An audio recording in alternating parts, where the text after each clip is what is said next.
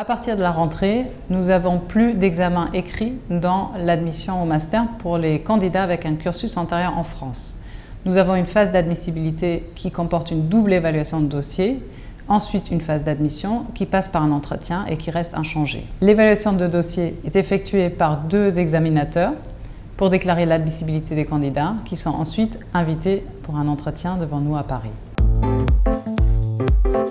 L'intérêt principal, c'est d'avoir une plus grande diversité de candidatures, d'encourager des candidatures de personnes avec un parcours ingénieur par exemple ou sciences dures qui auraient peut-être été découragées par une épreuve écrite comme c'était la note de synthèse et de pouvoir apporter un regard plus fin sur l'ensemble des parcours excellents qui nous parviennent avec des études antérieures plus diverses et plus variées. Par ailleurs, cette réforme nous permet d'avoir une égalité de traitement plus grande puisque nous nous rapprochons avec la voie d'admission pour des candidats internationaux et de nous rapprocher aussi des pratiques dans d'autres établissements universitaires en France ou à l'international au niveau master. Enfin, cela simplifiera le parcours des candidats. Ils n'ont plus besoin de se rendre à Paris pour composer cette épreuve écrite et c'est important pour des candidats notamment qui peuvent être à l'étranger pendant une année ou faire une expérience, un stage pendant la période dans laquelle avait lieu cette épreuve écrite et qui aujourd'hui est supprimée.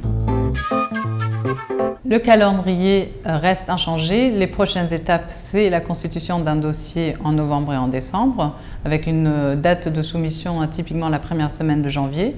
Ensuite, une évaluation que nous organisons, des entretiens qui se déroulent fin avril, début mai et une admission à la fin du printemps 2018. Sciences Po.